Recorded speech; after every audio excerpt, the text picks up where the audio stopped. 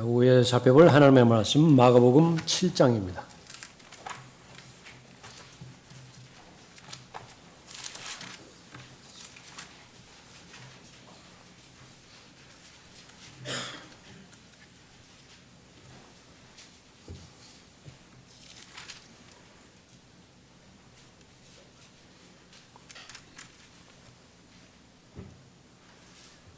(1절부터) (13절까지) 받들어 읽겠습니다.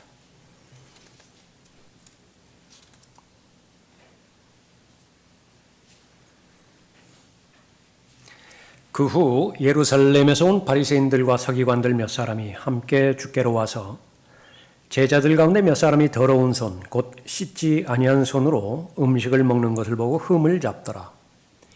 이는 바리새인들이나 모든 유대인이 장로들의 전통을 지켜 자주 손을 씻지 않고서는 먹지 아니하기 때문이라. 또 시장에서 돌아온 후 씻지 않고는 먹지 아니하며 그 외에도 여러 가지 받아서 지켜온 것이 있었으니 잔과 단지와 놋기명을 씻고 식탁을 닦는 것이라. 그때 그 바리새인들과 서기관들이 주께 묻기를 어찌하여 당신의 제자들은 장로들의 전통을 따라 행하지 아니하고 씻지 아니한 손으로 음식을 먹나이까? 라고 하니 주께서 그들에게 대답하여 말씀하시기를 너희 위선자들에 관하여 이사야가 잘 예언하였도다. 기록된 바와 같으니 이 백성이 입술로는 나를 공경하여도 그들의 마음은 내게서 멀도다. 그러면서도 사람들의 계명들을 교리들로 가르치니 그들이 나를 헛되이 경배하는도다. 너희가 하나님의 계명을 버리고 사람들의 전통을 지키니 단지와 잔을 물로 씻는 것과 이와 같은 여러 가지 다른 일을 자행하는도다라고 하시니라.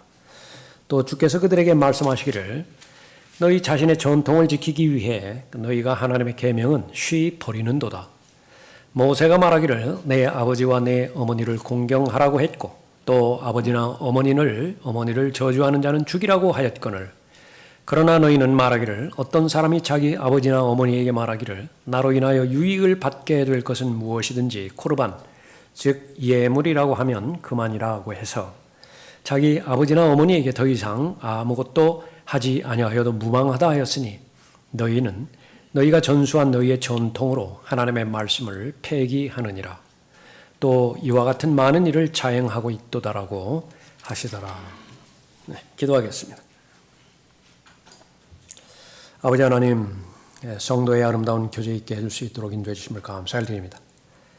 서로 돌아보고 또 다른 사람을 더 존귀히 여기며 또 서로를 위해서 중보기도 하는 믿음의 동역이요 또 같은 전사이며 또 동료들 허락하여 주셨는데 맡겨주신 하나님의 위대한 과업을 온전히 수행하기 위한 아름다운 모임으로 인해서 감사를 드립니다. 계속해서 맡겨주신 하나님의 사역들이 두 사람, 세 사람의 합심된 기도의 능력을 통해서 잘 이루게 해주시고 또 서로를 돌아봄으로 인해서 하나님의 위대한 과업들이 완성되어질 수 있도록 친히 인도해 주시기를 간구를 드립니다. 준비된 마음으로 하나님 앞에 영과 진리로 경배드릴 수 있는 오후 예배도 주관해 주시니 감사를 드립니다. 이제 주님 앞에 모든 것을 또 드리고 이제 준비된 마음으로 하나님의 말씀을 듣고자 할 때 변함없이 오후 경배를 시간을 통해서 주시고자 하는 하나님의 은혜의 말씀 또 능력의 말씀 허락하여 주셔서 마음에 힘을 얻게 해주시고 다시 한번 형성된 믿음에 더 큰 확신을 허락하여 주셔서 주님만을 바라보며 나아가는 그 믿음의 여정이 어려움 당하지 않도록 잘 돌봐 주시길 간구를 드립니다. 계속하여 간구드렸던 것처럼 성도들의 모든 기도에 응답하여 주셔서 삶의 모든 필요를 또 하나님께서 해결해 주시고 또 채워 주십시오. 그리하여 마땅히 거룩하여야 될 그 생명의 새로운 길, 마땅히 완주해야 될 경주의 그 달려갈 길, 또 마땅히 승리해야 되는 믿음의 선한 싸움, 모든 여정들을 완숙해 해 주셔서 또 하나님의 영광 가운데서 주님 만나 뵐 수 있도록 친히 인도해 주시길 원합니다. 저를 주님의 손에 탁드립니다. 이 시간을 통해서 하나님께서 기뻐해 주시고 영광 받아 주십시오. 주 예수 그리스도의 이름으로 기도드렸습니다. 아멘.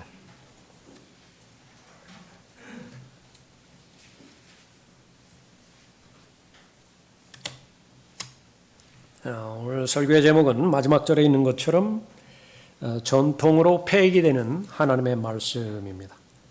전통으로 폐기되는 하나님의 말씀.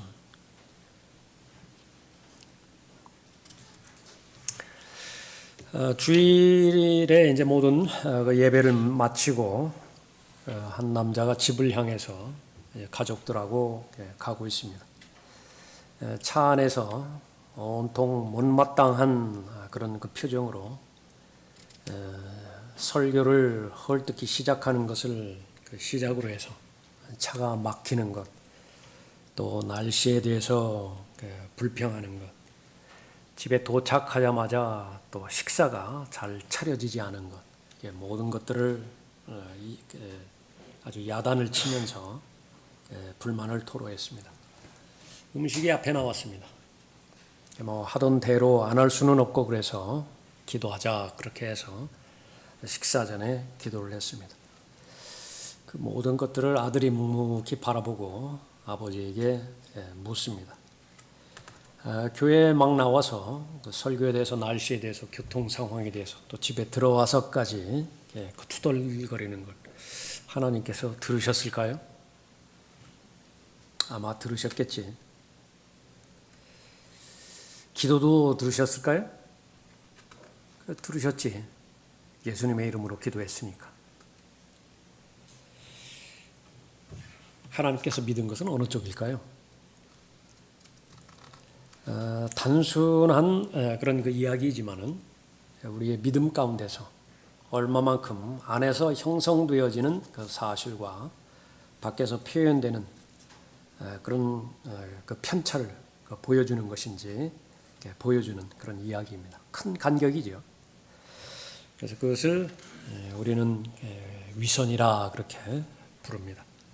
위선이라고 하는 말, 이것은 바로 고대 그리스에서 그렇게 왔는데, 여러분이 아시는 것처럼 그 무대가 되어지는 배경은 연극이었죠. 배우들의 수는 별로 없고 또 연극에는 다양한 인물들이 등장을 하고 가면을 많이 만들었습니다. 웃는 얼굴의 가면, 화를 내는 가면, 또 좀 어리숙해 보이는 그런 얼굴의 가면. 가면 그 중심에는 막대기를 하나 달았고요. 그렇게 해서 등장인물이 바뀔 때마다 그 손에 막대기를 쥐고 얼굴을 가리며 가면으로 그렇게 나타났죠. 아주 우스운 그런 얼굴에는 유머를 그렇게 말하기도 했고요. 아주 찡그린 얼굴, 그런 얼굴에는 슬픔을 나타내기도 했습니다. 그래서 그 배우들을 히포크리투스, 그래서 그것이 영어로 오면서 히포크리시, 위선이라고 하는 말을 낳게 되었습니다. 다른 사람인 척하는 거죠. 실제로는 아니면서 다른 사람인 척하는 것, 위선을 말하는 것입니다. 여기서 자유로울 수 있는 사람은 아무도 없습니다. 모두가 다 속다르고 겉가른 부분은 있는데, 본문에서 언급하고자 하는 그 위선이라고 하는 것은 진리와 진리에 관해서, 분명히 진리와 진리에 관련해서 믿는다고 동의까지 하고 고백과 시인을 했음에도 불구하고 반대하는 것은 물론이고, 더 나아가서 그 진리를 대적하는 자들, 그 위선자라 그렇게 부릅니다.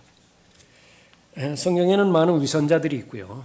이 위선자들에 대해서 조심할 것을 계속 언급하고 있습니다. 그 가운데 오늘 본문에 나오는 이 이야기는 손을 깨끗이 하고자 하는데 최선을 다하면서, 정작 이제 다음 이어지는 본문에서 나오는 그 부분은, 그 마음은 다른 누구보다도 더 타락해 있고 더럽혀져 있는 이 서기관들과 바리새인들에 대해서 심히 책망하고 있는 예수님의 말씀인 것입니다.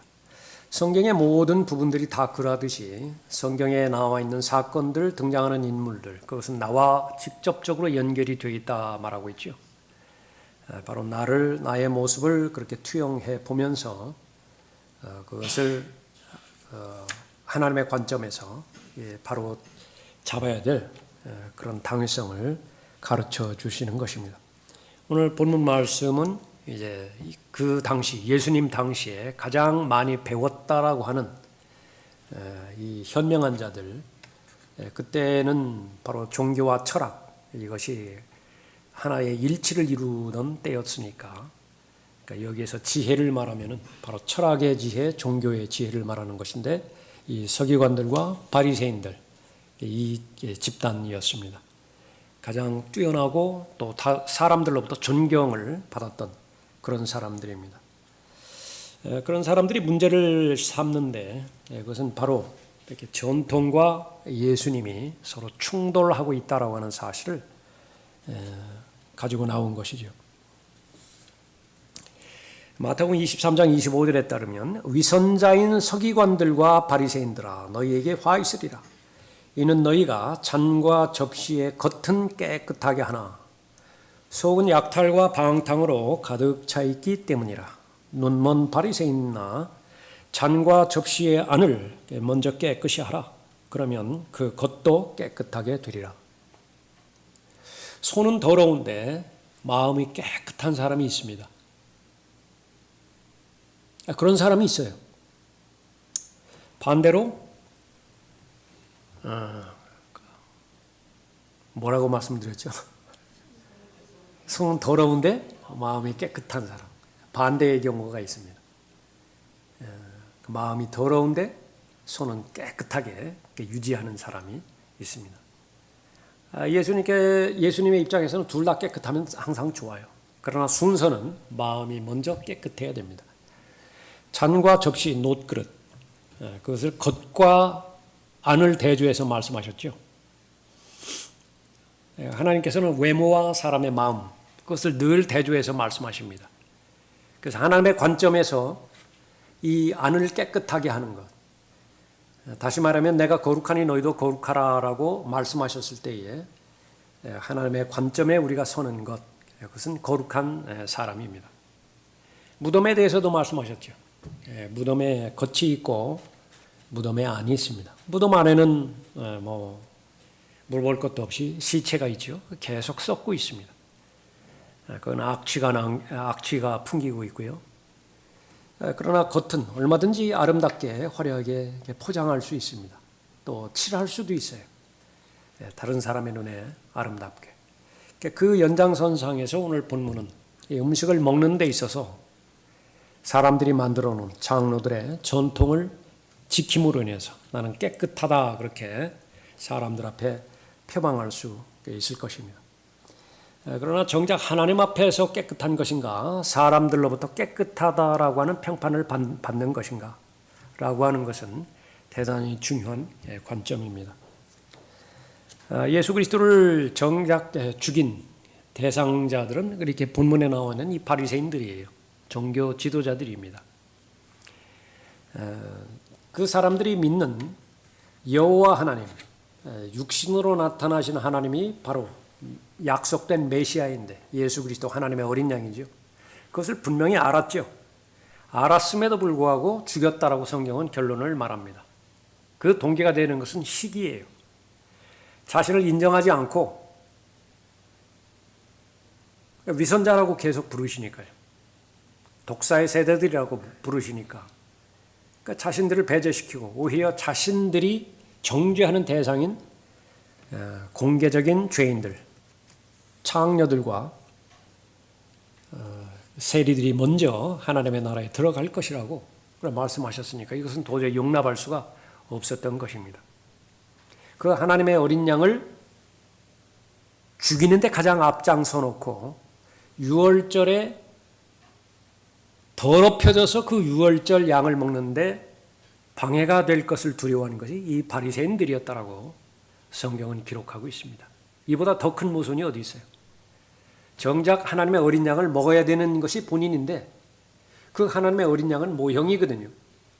보라 세상 죄를 제거하는 하나님의 어린 양이라 예수 그리스도께서 오셨는데 그 하나님의 어린 양은 죽여버렸어요. 얼마나 큰 모순입니까? 그런데 그것을 모순으로 알지를 못하는 것입니다.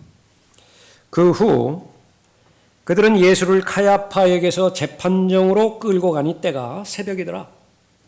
그 사람들이 재판정 안으로 들어가지 않은 것은 자기들이 더럽혀지지 않아야 유월절 양을 먹을 수 있기 때문이더라. 들어갈 수 있는 영역이 있고 들어가서는 안 되는 영역이 있잖아요. 이방인의 뜰 들어가서는 안 되는 거예요. 더럽혀지는 것이에요. 그러면 유월절 양을 먹는데 지장이 있기 때문에 그런 것입니다. 이 사람들은 예수 그리스도를 죽이는 데 있어서 적극적인 공범자들이었어요. 선지자들 가운데서 너희 조상이 박해하지 아니한 사람이 어디 있었느냐? 또 그들은 의로우신 분의 오심에 관하여 미리 말한 그들을 죽였고 이제 너희는 그 의로우신 분을 배반한 자요 살인한 자가 되었으니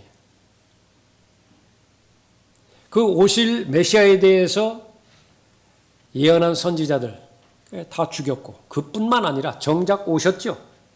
예언된 그분이 오셨어요. 근데 그 오신 의로우신 분을 살해한 장 본인들이다.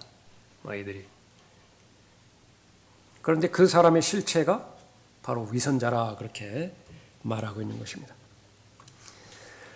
빌라도는 예수 그리스도를 이렇게 군중에게 넘겨주어서 죽였죠. 그러니까 양심의 가책을 받았습니다. 자신이 그 양심의 가책을 달래보려고 최선을 다한 것이 물에다가 자신의 손을 씻은 거예요. 흉내낸 거죠. 빌라도가 자기로서는 아무것도 설득할 수 없고 오히려 소요가 일어나는 것을 보고 물을 가져다가 무리 앞에서 손을 씻으며 말하기를 나는 이 의로운 사람의 피해에 대하여 무죄하니 본인이 그냥 그렇게 선언하는 거예요. 하나님께서 선언해 주셔야 되는데 너는 무죄하다고 not guilty 재판장이 선언을 해야 되는데 본인이 스스로 자신을 변호하는 것이죠. 나는 무죄하니 너희가 맡으라. 그러니까 이 사람은 이구동성으로 그 피를 우리와 우리 자손에게 돌리라고 그렇게 했죠. 성경의 결과는 무엇입니까? 폰티오 빌라도가 죽였다. 과연 주께서 기름 부으신 주의 거룩하신 아들 예수를 대적하여 누가 대적하였는가? 헤롯과 폰티오 빌라도가 이방인들과 이스라엘 백성들과 함께 모였으니 모두가 다 공범이에요. 그 가운데 분명하게 성경은 기록하고 있다. 폰티오 빌라도 거기에 있었다. 물에 손을 씻었다고 해서 무죄하다고 그 사람의 말 아무 효력이 없어요. 어떤 효력도 발생하지 않는다라고 하는 것입니다. 이 모든 것이 인간이 만든 전통이고 교회가 성경과 무관하게 세운 의식들, 그런 전형적인 종교의 모습들입니다. 이것이 얼마만큼 파괴력이 있고 무서운 것인지 전지전능하신 하나님의 말씀을 아무짝에도 쓸모없게 만들어볼 능력이 있어요. 그 무궁무진한 잠재력을 가지고 있는 무엇이든지 할 수 있는 그런 잠재력을 가진 사람인데요. 거기에다가 의심하게 만들고 자기의 능력을 발휘하지 못하도록 부정적인 옷으로 덮어 씌움으로 인해서 아무것도 하지 못하고 그냥 그 사람이 있었는지 없었는지 존재의식조차 알지 못하게 만든 상태에서 인생을 끝내게 만들어버릴 수가 있는 것입니다. 그것이 바로 사탄의 무기 가운데 하나인 전통이라 사람들이 만든 전통입니다. 그것을 확장해서 만들면 경건의 모습입니다. 경건의 모습은 무엇이죠?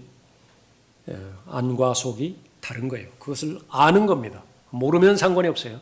내가 알고 있다고요. 겉과 속이 다르다고. 그런데 계속 겉에 그 모양에만 관심을 가지고 살아가는 것을 말하는 것입니다. 인간의 전통, 하나님의 말씀을 폐기하는 것이죠. 이것은 제일 첫 번째로 성경과 무관합니다. 3절에 보십시오.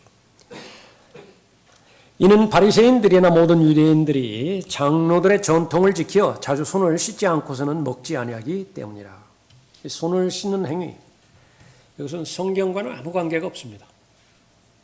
레위기 15장을 읽어보아도 손을 씻는 것과는 무관한 것이에요. 그야말로 전통에서 온 것입니다. 이 전통하면 좋은 면에서의 전통도 있고 이 전통이 왜곡되어서 악하게 되어진 것도 있는 것인데 대표적으로는 처음에는 잘 믿어보고자 해서 시작됩니다. 70년 동안 바벨론으로 포로로 끌려갔죠. 어떻게 믿음 생활을 유지하죠? 정체성은 하나님의 백성인데 하나님의 백성이 경배를 드리지 못할 상황에 처해 있으면 무슨 하나님의 백성이 돼요? 하나님의 백성은 하나님의 말씀과 계약을 맺은 대상들을 말하는 것인데 하나님의 말씀이 없는데 무슨 하나님의 백성이에요? 도대체 아무것도 할 수가 없는 것입니다. 그렇기 때문에 거기에서 차선책으로 회당을 하나 만들었어요. 유대인들이 모이는 회당을 하나 만들었다고. 지금 말씀이 있어야 되는데 그 말씀을 공유할 수 없는 상황 가운데 있습니다. 그러니까 잘 믿어보고자 하는 좋은 동기에서 사람들이 글을 쓰기 시작했다고. 그 글에 대해서 이제 편집을 하고 체계화시켜서 만든 것이 탈무드의 시초예요. 바벨론 탈무드라. 그러나 그것이 하나님의 말씀의 기준에 의해서 계속해서 말씀 안에 통제되어지고 말씀의 말씀을 세우는 데 있어서 도움을 주었다라고 한다면 얼마든지 유용하게 사용할 수 있죠. 여러분들이 알고 있는 지식도 마찬가지입니다. 여러분의 과학에 관한 지식이 있어요? 사회과학이나 인문과학, 자연과학에 대한 지식이 있습니까? 역사에 대한 그런 지식이 있어요? 여러분이 알고 있는 하나님의 말씀, 믿음과 실행에 있어서의 최종구인인 하나님의 말씀을 더욱더 지지해주고 더 잘 설명해 줄 수 있고 특별히 더 잘 예를 들어서 보완 설명해 줄 수 있다고 한다면 그건 너무나 큰 유익이 돼요. 그러니까 잘 활용하십시오. 그러나 그것이 아무리 세상에 떠받치고 있는 세상에서 진리라고 이미 평가를 내린 그런 지식이라 하더라도 무슨 진화론이니 빅뱅이니 이런 것만 떠들어댄다라고 한다면 그건 가차 없어요. 거기에 시간을 투자하는 것은 낭비입니다. 낭비, 더 나아가서 그것은 죄를 짓는 것이에요. 그건 아무 가치가 없는 것입니다. 그렇게 해서 시작되어진 그 부분인데 마귀가 그것을 가만 놔두지를 않죠. 전통이라고 하는 것은 하나님의 말씀으로부터 시작되었다 하더라도 아무리 선한 것이라 하더라도 거기에 시간이라고 하는 변수를 준다라고 한다면 인간의 마음 자체에서는요 그 선한 것을 지켜낼 능력이 없어요. 중간에서 왜곡된다고요. 비틀어진다고요. 처음에는 다 선한 것으로 시작됐습니다. 그러니까 나중에 보면 하나님의 말씀을 하나님을 가장 지독하게 대적하고 있는 반대 세력으로 자리 잡고 있는 것이죠. 그러니까 마귀의 방법인 것입니다. 성경과는 무관한 것이 바로 인간의 전통인 것입니다.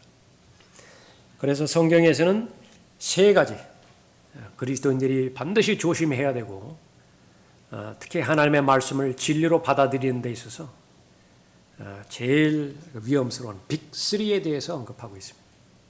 정말 조심해야 될 것이 있다. 그것은 철학이고 과학이고 전통이에요. 세 가지라. 그 가운데 하나가 본문에 나와 있는 부분입니다. 인간의 전통을 지키는 사람, 다시 말하면 하나님의 말씀을 알고 있고 그 말씀과 상충되어지는 것이 인간의 전통인 것을 알고 있음에도 불구하고 인간의 전통을 더 우선시하는 사람, 그 사람을 예수님은 단호히 평가합니다. 위선자들이라. 무지했을 때는 눈 감아주세요. 무지했을 때는 넘어가 주시는 것입니다. 그 사람에게는 빛을 보여주시는 것이죠. 참된 빛을 알았으니까 어두움 가운데 머물러 있을 이유가 없어요. 빛 가운데 걸어 나오면 되는 것이에요. 그런데 분명히 빛이 제시되었음에도 불구하고 어두움과 빛 가운데서 계속 계산하고 있어요. 결론 내리기를 어두움이 더 좋다라고 판단을 내렸습니다. 나중에는 언젠가는 빛 가운데 걸어가야 되겠지만은 지금은 아니다. 지금은 빛 가운데 머물러 있겠다. 위선자라고 말해요. 그것은 믿음과는 아무런 상관이 없는 것입니다. 너희 위선자들에 관하여 이사야가 잘 예언하였도다. 6절의 말씀이죠. 기록된 바와 같으니 이 백성이 입술로는 나를 공경하여도 그들의 마음은 내게서 멀도다. 두 가지를 대조했죠. 하나는 입술이고 또 하나는 마음입니다. 마태복음 7장에서 이 두 부분의 괴뢰가 큰 사람들이 등장하죠. 계속 입으로는 고백합니다. 뭐 주여 주여 고백하는데 무슨 어려움이 있어요? 뭐 할렐루야 아멘 하는데 무슨 어려움이 있어요?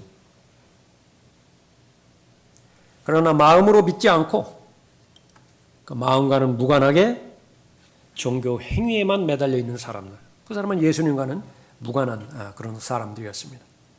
입술로는 나를 공경하여도 그들의 마음은 내게서 멀도다. 그러면서도 사람들의 계명들을 교리들로 가르치니, 다시 말하면 그 권위를 하나님의 말씀의 권위로 끌어올려 버리는 것입니다. 하나님의 말씀과 그 동등하게 주어지는 그런 권위들이 있죠. 예. 요즘 나오는 무슨 뭐 신천지의 가르침 뭐 그런 것들 그 포함해서 엘렌 G 화이트 그 사람의 말, 그러니까 실제로는 이론적으로는 하나님의 말씀 다음이라고 하는 거지만 실제 생활하는 데 있어서 성경보다 더 적극적으로 활용하는 것입니다. 그 가르침을.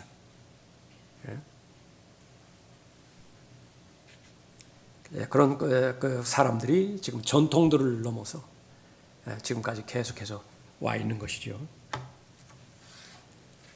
사람들의 계명들을 교리들로 가르치니 그들이 나를 헛되이 경배하는도다 말씀하고 있습니다. 이 사람들이 주장하는 것은 모세를 최종 권위로 그렇게 삼았습니다. 논쟁이 일어났을 때, 교리적인 논쟁이 일어났을 때 모세의 말, 그러면 다 수긍을 해야 돼요. 다 인정을 해야 됩니다. 그만큼 모세는 권위 있는 사람이었습니다. 너는 그 사람의 제자이나 우리는 모세의 제자라. 그러니까 예수 그리스도에 대해서 언급하고 있으니까 너희는 예수 그리스도의 제자인지 모른다. 그러나 너희들과는 다르게 우리는 모세의 가르침을 받은 모세의 제자다. 너는 그 사람의 제자이나 우리는 모세의 제자라. 우리는 하나님께서 모세에게 말씀하신 것은 알지만 하나님께서는 모세를 통해서 말씀하셨다. 그것이 성경 아니에요. 그러니까 우리는 그것을 알고 있다. 이 자는 어디서 왔는지 알지 못하노라. 예수 그리스도, 너희들이 말하고 있는 이 예수 그리스도는 어디서 왔는지 그 출처를 우리는 확인할 수 없다. 자신의 정통성을 내세운 말이죠. 이 사람들이 얼마만큼 위선을 떨고 있습니까? 모세를 그만큼 존중하고 모세의 권위를 인정했다라고 한다면 모세가 누구에 관하여 글을 썼는 것인가? 그것을 받아들일 때 의미가 있잖아요. 모세의 권위를 인정하는 것이 의미가 있지 않습니까? 그런데 정작 모세가 쓴 대상에 대해서는 귀를 막아버렸어요. 고의적으로 소경이 돼버린 겁니다. 내가 너희를 아버지께 고소하리라고 생각지 말라. 너희를 고소하는 사람이 있으니 너희가 신뢰하고 있는 모세라. 예수님의 직접적인 말씀이에요. 너희가 진짜인지 가짜인지 그것을 아버지 하나님께서 구별해내실 텐데 그것을 너희들이 그렇게 자주 말하고 최종 권위라고 말했던 모세가 판단하게 할 것이다. 너희가 모세를 믿었다면 나를 믿었으니 이는 그가 나에 관하여 기록하였기 때문이라. 위선자라고 말하는 그 부분이죠. 입술로는 공경해요. 그런데 마음은 내게서 멀어요. 이 사람들을 두고 말하는 것입니다. 바리새인들은 언제나 내세우는 것이 또 아브라함입니다. 모세 내세우고요. 아브라함 내세우는 거예요. 아브라함의 자손이다. 우리는 아브라함의 자손이다. 반면에 예수 그리스도는 마귀 들린 사생이다. 진리와 충돌할 때 항상 아브라함을 내세우지만은 정작 아브라함이 행했던 것과는 반대로 행하는 거예요. 이 사람들이 위선이에요. 그들이 대답하여 주께 말씀드리를 아브라함은 우리의 조상이라고 하니 예수께서 그들에게 말씀하시기를 너희가 아브라함의 자손이었다면 아브라함의 일을 행하였으리라. 믿었다면 믿음대로 행하였으리라. 뭐 당연한 가장 합리적인 말이죠. 믿었으면 그 믿음을 행할 거 아니에요. 그러나 이제 너희는 하나님께로부터 들은 진리를 너희에게 말한 사람인 나를 죽이려 하는도다. 아브라함은 이렇게 하지 않았도다. 아브라함은 이렇게 하지 않았도다. 그로부터 2000년이 흘렀어요. 이 본문에서. 아무것도 변한 것이 없습니다. 그것이 우리에게 주는 교훈입니다. 하나님의 말씀을 폐기하는 것. 이 폐기한다라고 하는 것은 아무 효과 없이 결론 내지 못하게 만드는 거예요. 그냥 추상적인 이론에만 담아두는 것을 말하는 거예요. 나한테 실익이 돼야 될 텐데, 실제 효력이 나타나야 될 텐데, 그 말씀 안에는 그것이 분명히 들어있음에도 불구하고 그것을 방해하는 것이 무엇이냐. 전통이라. 인본주의가 하나님의 말씀보다 더 위에 서 있는 것입니다. 종교적인 습관, 종교적인 의식, 이것이 하나님의 참된 말씀보다 더 위에 서 있어요. 그럼 하나님의 말씀은 그 무궁무진한 전지전능한 능력이 있음에도 불구하고 꼼짝 못해. 아무 일도 안 일어난다. 그것이 폐기시키는 거예요. Non-effect. 아무 결과가 없어요. 마지막 날들은 더 심하다고 바울이 말했습니다. 여러 특징들이 있는데 그 가운데 하나가 경건의 모양은 인정을 해요. 이건 부인하지 않습니다. 경건의 모양은 있지만은 경건의 능력을 부인하는 자들이 있다. 살아남으려면 그러한 자들로부터 빠져나오라. 그러한 자들로부터 빠져나오라. 그 물이 섞여가지고 그것을 뭐 개혁시키겠더니 개조시키겠더니 한다든지 그 부질없는 짓이에요. 필라델피아 교회의 시대라고 한다면 가능했어요. 이제는 아니. 그것은 빠져나와야 돼요. 이미 배가 4분의 3이 가라앉았는데요. 그걸 무슨 수로 다시 건져 올려요? 무슨 수로 다시 건져 올리느냐고. 그럼 빠져나와야 돼요. 구명정으로 빨리 갈아타야 돼요. 그리고 나서 숨 돌리고 한 사람이라도 더 빠져나가는 사람들의 손을 잡고 끌어올려야 돼요. 구명정에 끌어올려야 된다. 그런데 경건의 능력은 부인하는 사람이다. 계속해서 말씀하십니다. 그들이 하나님을 안다고 고백하나 행위로는 부인하나니 가증한 자요 불순종하는 자요 모든 선한 일에 버림받은 자들이라. 디도서 1장 16절 말씀입니다. 그러니까 배교라고 하는 그 부분에 있어서는 고백에는 전혀 이상이 없어요. 삼위일체, 동정녀 출생, 부활 죽음, 십자가의 고난 죽음 부활, 예수 그리스도의 재림, 뭐 어느 것 하나 다른 것이 없어요. 그런데 행위로는 부인한다. 심지어는 교리까지도 똑같다. 어떤 교리예요? 전천년주의 교리예요. 교리까지도 똑같아요. 생활 패턴을 보면 영락없는 후천년주의, 무천년주의예요. 차라리 후천년주의, 무천년주의 교리를 가지고 그 교리대로 살아가면 덜 위선적이죠. 덜 위선적이라. 근데 교리는 올바른 교리라고 해서 천천년주의 교리를 가지고 있다. 생활을 보면은 그게 아니에요. 예수 그리스도의 재림이 어디 있느냐라고 하는 삶으로 계속해서 살아가고 있죠. 주님의 재림이 가까우면 가까울수록 더욱더 이런 면에서 자신을 성찰하고 경성하고 잘 살펴봐야 우리는 이 영적인 바리새인들, 그 무리들과 섞이지 않게 되어지는 것입니다. 전통, 하나님의 말씀을 폐기하는 능력이 있죠. 두 번째로 이 전통은 하나님을 헛되이 경배하게 합니다. 7절에 보십시오. 그러면서도 사람들의 계명들을 교리들로 가르치니 그들이 나를 헛되이 경배하는도다. 하나님의 말씀에 교리가 없으면 경배는 원천적으로 불가능합니다. 교리가 있어야 하나님을 경배드리죠. 어디에서 알 수 있죠? 아벨의 제사와 카인의 제사를 보면 알 수 있습니다. 그러면 하나님께서 제시하시는 것이 없어요. 그냥 하나님을 경배하라 그러면 최선을 다해서 하나님 앞에 드리면 될 것이에요. 카인은 거기에는 아무런 잘못이 없습니다.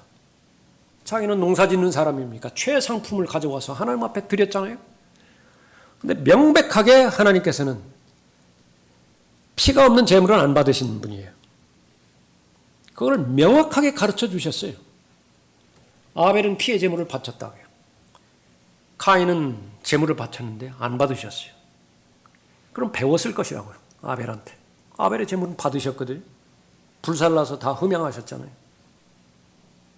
그런데 배우기를 거부한 거예요. 생명의 새로움 가운데서 걸어가죠, 우리가. 그럼 우리는 건전한 교리를 하나님께서 주셨습니다. 그 교리를 마음으로부터 순종했죠. 경배의 시작입니다. 그러면 생명의 새로운 가운데서 주님과 함께 걸어가기 시작할 수 있는 것이에요. 근데 그 교리가 없다. 무엇을 믿어요? 믿는 것이 도대체 믿음의 대상이 무엇이냐? 로마서 10장 17절에 있는 것처럼 믿음은 하나님의 말씀이에요. 하나님의 말씀을 믿어야 되는 것인데. 그런데 이 부분이 하나님의 계명들을 교리들로 가르쳐 버렸어요. 그 상태에서 하나님을 아무리 많이 경배해 보아야 그 경배는 헛된 것이라고 말하고 있습니다. 그들이 나를 헛되이 경배하는도다.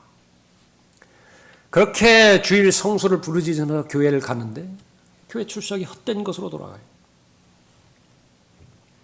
최선을 다해서 하나님을 섬기고 헌신하고 자신의 생애를 다 바쳤다 하더라도 아무 효력이 없어요. 사람들의 계명을 지키는 한 그것은 종교 행위에 불과한 것입니다. 왜 그런 것이냐? 사람들의 전통이 어디에 뿌리를 내린 것이냐? 건전한 교리죠. 하나님의 말씀은 건전한 교리예요. Sound doctrine이라고. 그 건전한 교리에 뿌리를 내린 것이 참된 믿음입니다. 믿음은 반드시 하나님의 진리에 뿌리를 내려야 돼요. 그래야 흔들리지는 않아요. 그래야 불을 통과해도 있는 그대로 세운 그대로 있다고요. 그런데 믿음이 진리에 뿌리 내리지 않으면 부초와 똑같다고요. 바람이 불기 전까지는 아무도 몰라요. 비가 오기 전까지, 폭풍이 불기 전까지는 아무도 모른다고요. 그런데 그 날은 마침내 오고야 말죠. 어떤 집은 반석 위에 세워졌기 때문에 있는 그대로 유지를 해요. 그러나 어떤 집은 모래 위에 세워져 버렸다고요.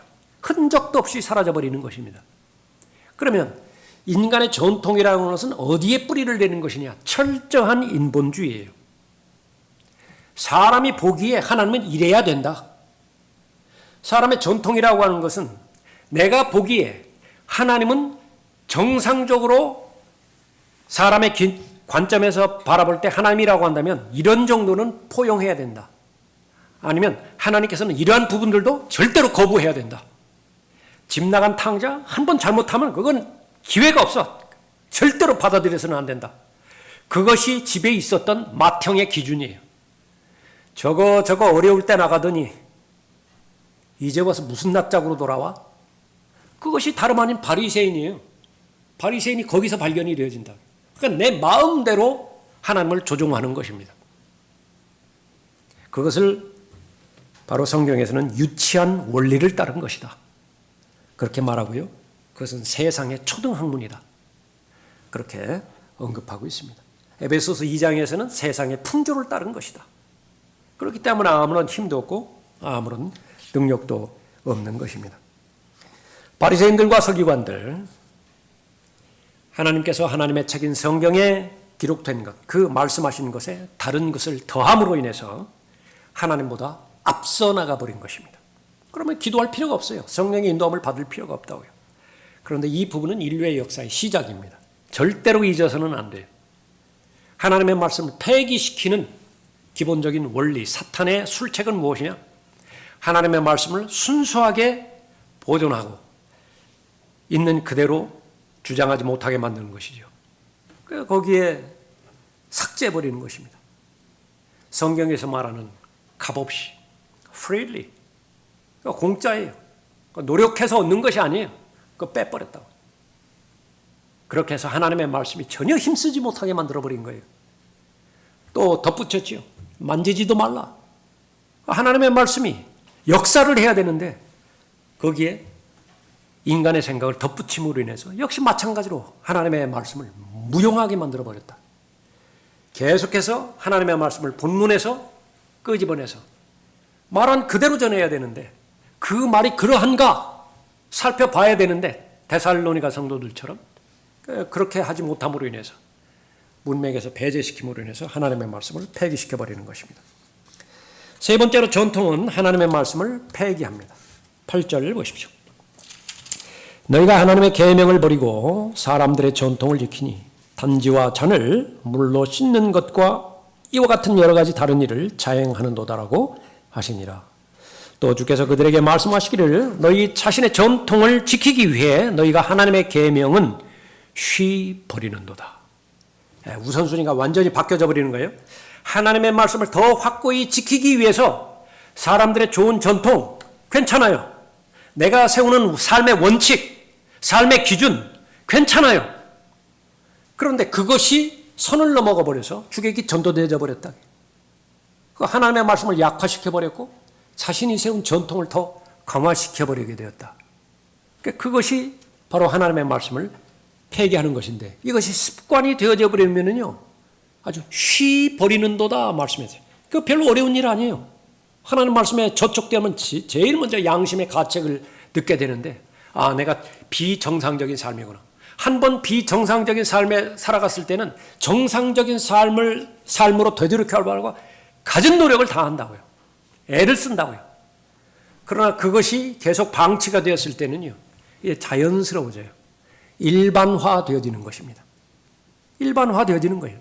그래서 쓸데없이 무슨 은혜 시대인데 율법주의를 강조한다든지 이런 말 이제 쏟아내는 거예요. 예. 쉬 버리는도다. 한 예를 거기서 든 것이 10절부터 12절까지의 말씀이죠. 여러분이 잘 알고 있는 코르반이라고 하는 그런 예입니다. 제일 먼저 이 카톨릭에서 말하는 그 전통 이것을 잘 우리가 알아야 되는 것입니다. 성경에서는 전통이라고 하는 말이 데살로니가 후서 2장에서 나오고요. 3장에서 2번 나옵니다.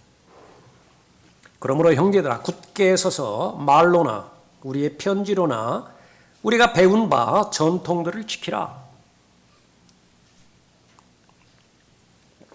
데살로니가전서 2장 15절 말씀이고요. 형제들아 우리 주 예수 그리스도의 이름으로 너희에게 명하노니 무질서하게 행동하고 우리에게서 받은 전통을 따라 행하지 않는 모든 형제를 멀리하라. 데살로니가 후서 3장 6절 말씀입니다. 근데 성경 왜곡은 어떻다고요? 본문에서 문맥을 벗어나서 그 말만 가져와가지고 자신이 의도했던 바하고 엮어버리죠. 그래서 만든 것이 무엇이냐? 그것이 바로 어린애들한테 물 뿌리는 거예요. 전통이라고. 전통 데살로니가 후서 2장 3절에서 전통 귀히 여기라고 하지 않았느냐? 주의 만찬 때 실제로 피가 되고 실제로 살이 된다라고 하는 화채설이라고. 전통으로 내려왔어요. 마찬가지로 전통을 주장할 수 있죠. 전통 귀히 여기라고 그렇게 하지 않았느냐? 이 이교도에서 불교나 그 이슬람교에서 이렇게 따와가지고서 섞어서 만든 것이 염주알 굴리는 거예요. 로사리라고 하고 하는 그런 부분들. 마리아 무죄. 마리아에게 기도하면 기도가 응답되어진다. 독신주의라고. 그것도 카톨릭에서 그 전통으로 내려오는 그런 부분이죠. 연옥. 처음부터 카톨릭 교회가 이렇게 있었던 거 아니에요. 시간이 쭉 지나면서 사람들이 머리를 맞대고 해봤더니 이걸 만들어내야겠다. 그러니까 연옥이라고 하는 교리를 하나 만들어내고 면죄부라고 하는 교리를 하나 만들어내고 마리아에 대해서도 그 격을 더 높이는 그런 결정을 하고 그것을 카톨릭 교회가 중심이 되어서 로마 교황이 선포해버렸으면 그 선포에는 성경과 동등한 권위를 갖는다. 교황 모설이에요. 그렇게 선포하는 그 부분은 다 전통입니다. 다 전통이라.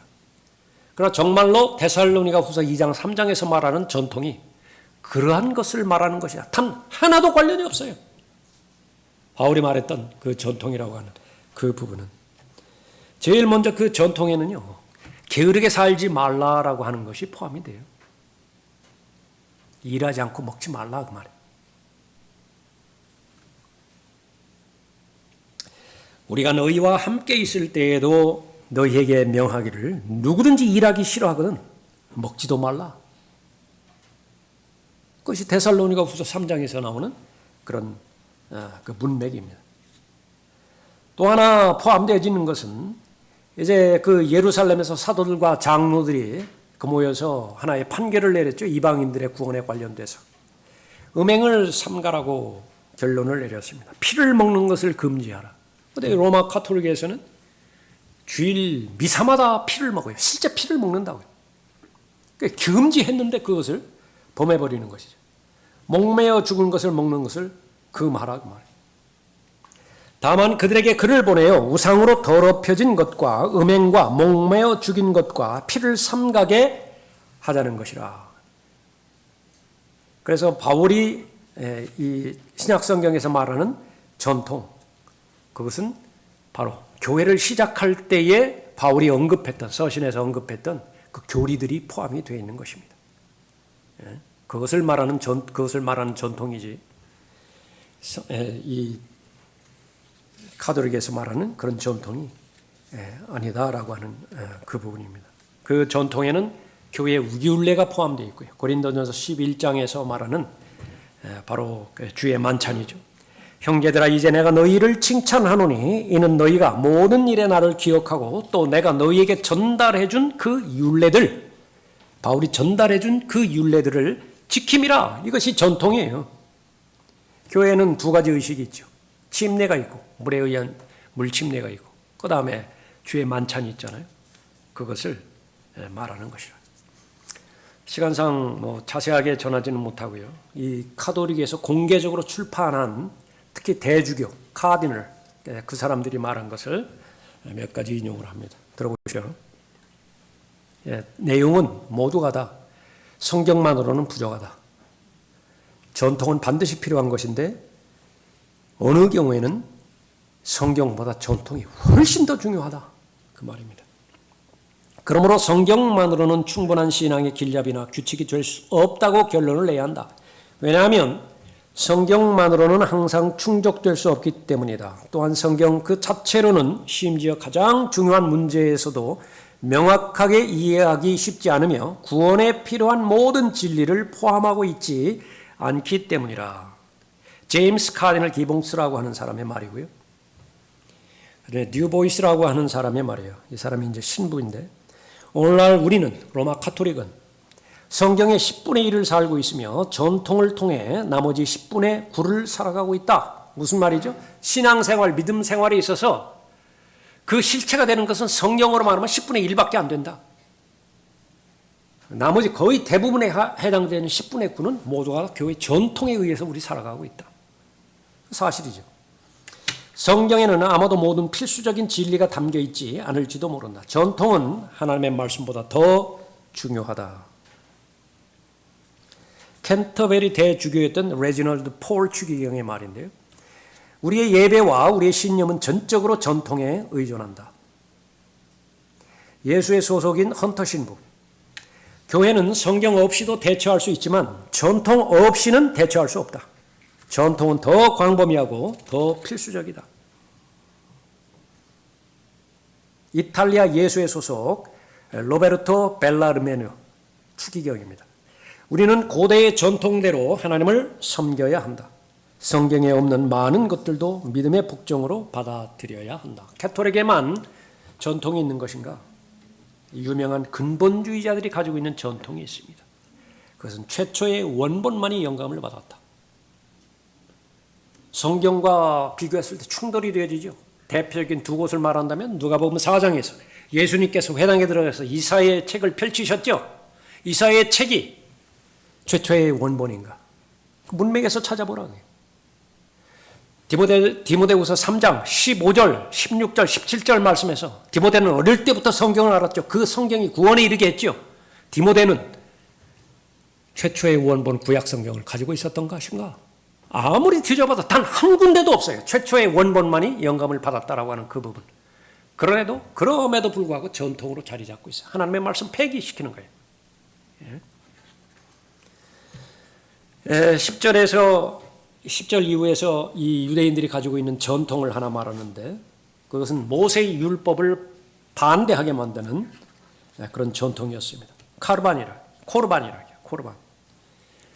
부모에 대한 절대적인 헌신을 가르치고 있는 것이 바로 성경입니다. 공경해야 돼요.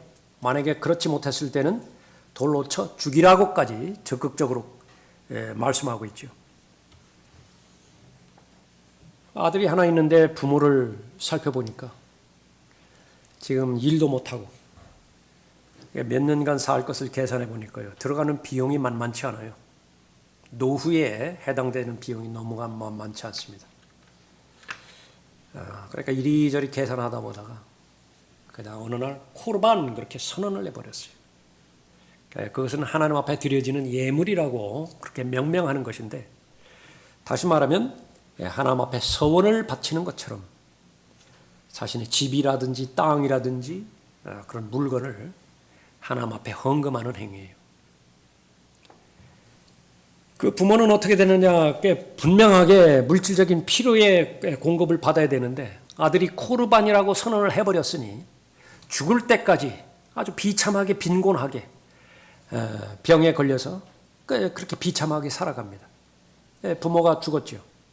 그럼에도 불구하고 아들은 죄로부터 벗어나요.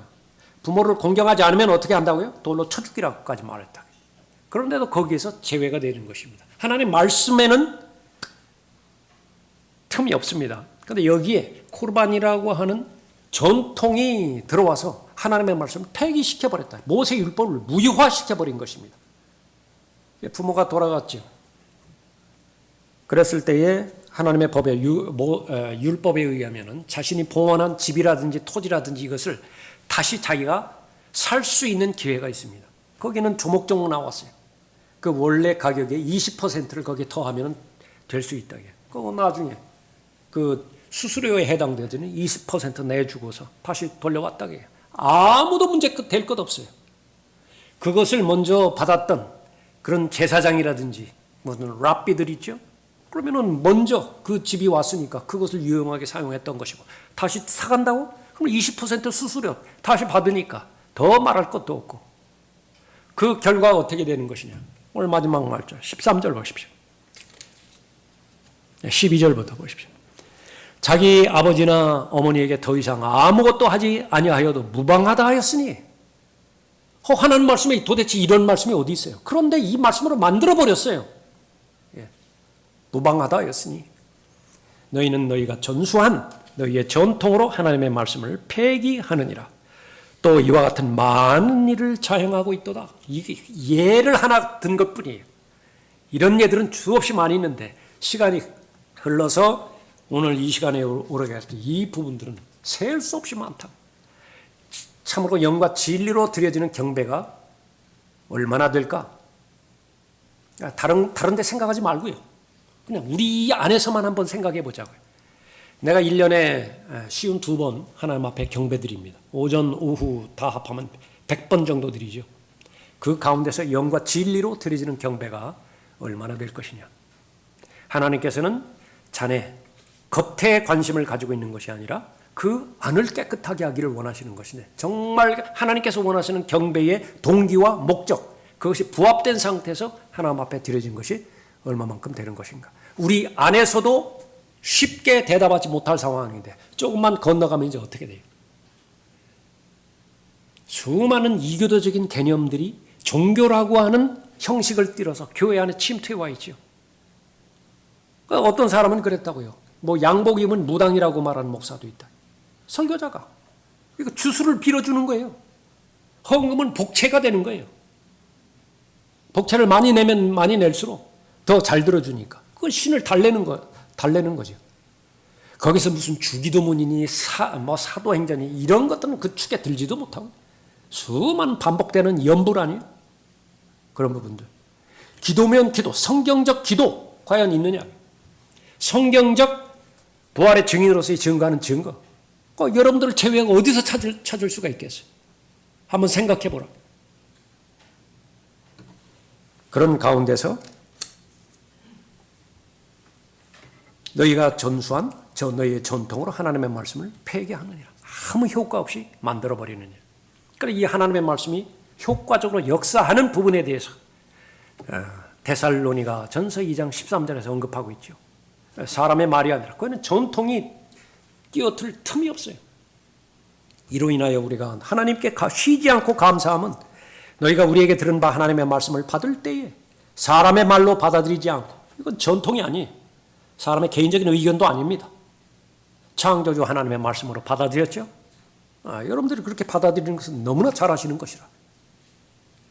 사실 그대로 하나님의 말씀으로 받았으니 이 말씀이 믿는 너희 가운데서도 효과적으로 역사하느니라. 이게 정반대의 말이에요. 하나님의 말씀을 폐기하느니라. 그 말하고 효과적으로 역사하느니라. 이 말 정반대의 대조적인 말인 것입니다. 우리가 살고 있는 이 시대에 수많은 전통들에 우리가 둘러싸여져 있습니다. 가톨릭의 전통, 근본주의 전통, 복음주의 전통, 침례교 전통. 그러나 그 모든 전통들은 하나님의 말씀을 폐기시켜버리는 것입니다. 언제 그렇죠? 하나님의 말씀과 충돌될 때. 여러분이 하나님의 말씀만을 믿음의 실행 최종권위로, 믿음의 최종권위로, 실행의 최종권위로 두고 사람의 말이 아닌 하나님의 말씀으로 받아들이는 것이 얼마나 귀한 것인지 여러분들이 확신하기 바랍니다. 기도하겠습니다. 은혜로우시고 자비로우신 아버지 하나님, 오경배도 또 하나님께서 허명하여 주시고 또 성도들의 마음도 잘 받아들여 주심을 감사를 드립니다. 마지막 날들에는 영적으로 아주 어려운 때인데 특히 전통과 관련돼서 인본주의, 또 사람의 의견, 사람의 철학, 과학, 또 전통 이러한 것들로 뒤섞여서 참된 진리가 무엇인지 깨닫지 못하는 그런 상태에 많이 머물러 있습니다. 특별히 하나님을 사랑하고 또 하나님의 말씀을 존귀히 여기는 하나님의 자녀들, 하나님께서 품에 품어주시고 지금까지 인도하여 주셨던 것처럼 구체적으로 명확하게 말씀해 주심으로 인해서 맡겨주신 하나님의 사역들 잘 감당해 나갈 수 있도록 인도해 주시길 간구를 드립니다. 세상 사람들이 말하는 또 다른 예수, 또 다른 영, 또 다른 복음에 현혹되어서 기만당하여 또 하나님의 능력 없는 말씀을 계속해서 붙잡는 그런 헛된 경배나 헛된 사역에 방치되어지는 것이 아니라 한 말씀을 듣고 한 말씀을 실행한다 하더라도 살아 역사하는 능력 있는 하나님의 말씀으로 아름다운 많은 간증들을 소유하는 하나님의 자녀들 되도록 인도해 주십시오. 오예배 감사를 드리며 주 예수 그리스도의 이름으로 기도드렸습니다. 아멘. 다 같이 일어나시겠습니다.